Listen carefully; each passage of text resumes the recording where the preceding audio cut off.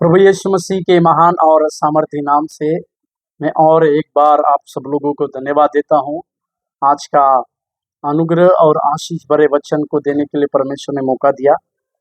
एक वचन की ओर ध्यान दे जो रोमियो का पत्री उसके 14वें अध्याय के 12वें वचन। रोमियो का पत्री 14 अध्याय 12वें वचन, जहाँ पर लिखा हुआ है, इसीलिए हम में से हर एक परमेश्वर को अपना अपना लेखा देगा। प्रभु के नाम की महिमा और प्रशंसा होने पाए। यहाँ पर रोमी लोगों को, ये रोमी लोग उस समय कठोरता की बातों को रखने वाले थे, क्योंकि रोमी शासन भी वहां पर था। इसी के लिए ये रोमी लोग जो है दूसरे लोगों के साथ एक कठोरता का व्यवहार करते थे। इसी के लिए प्रेरित पौलुस के द्वारा इस रोमी लोगों को लिखी जाने वाली इस पत्री में कई एक प्रकार की बातों को या कई एक प्रकार के विवरण की बातों को या कठोर बातों को प्रेरित पौलुस यहाँ पर लिखते हैं। इस वचन के 11वें वचन में अगर हम देखें तो प्रेरित पौलुस इस प्रकार से परमेश्वर के वचन का, पिछले वचन का सहारा लेकर इस प्रकार से कहते हैं कि हर एक जुबान परमेश्वर को अंगीकार करेगी, हर एक घुटना परमेश्वर के सामने टेकेगा।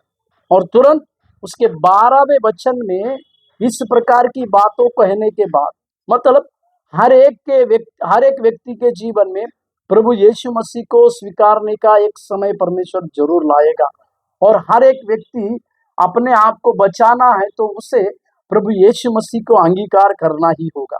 साथ ही उसके 12वें वचन में जिसमें वो कहता है कि हर एक व्यक्ति को अपने अपने काम का लेखा दिया जाएगा। मतलब यदि हमारे पास अवसर रहने के बावजूद, उद्धार की बातें हमारे पास रहने के बावजूद, जो लोग यीशु मसीह को उद्धारकर्ता के रूप में नहीं स्वीकारेंगे, या जिन लोगों ने आज तक प्रभु यीशु मसीह की कई एक प्रकार की सामग्री उपलब्ध रहने के बाद, जैसे कि परमेश्वर के पवित्र वचन है, ये आज कई एक लोगों के पास रहने के बावजूद भी, अगर या कई एक लोगों के द्वारा उन्हें परमेश्वर के वचन को समझाने के बावजूद भी, यदि वे उस परमेश्वर के वचन को अगर अपने जीवन में स्वीकार नहीं किए हैं, या वो अपने जीवन में परमेश्वर को व्यक्तिगत उद्धारकर्ता के रूप में भी स्वीकार नहीं किए, ऐसे हर एक व्यक्ति को परमेश्वर के सम्मुख में अपना लेखा देना पड़ेगा। यानी हर एक का न्याय उनके कामों के द्वारा परमेश्वर अवश्य करेंगे, क्योंकि परमेश्वर अवसर को देने वाला परमेश्वर है। मन फिराव के लिए अवसर देने वाला है, पश्चाताप करने के लिए अवसर को देने वाला है। और अगर इस अवसर का हम उचित समय में फायदा अगर नहीं लेते हैं तो उसके लिए हमारे लिए पास एक लेखा देना पड़ेगा।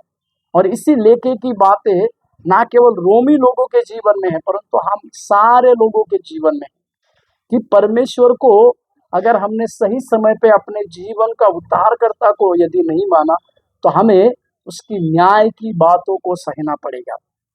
आज परमेश्वर के उस दया की बातें और अनुग्रह की बातों को हम समझकर परमेश्वर में और आगे बढ़ने के लिए प्रभु से उस प्रकार की ज्ञान और उस प्रकार के अभिषेक को प्राप्त करें और परमेश्वर की दया को हमारे जीवन में स्मरण करें। प्रभु आपको आशीष दे। धन्यवाद।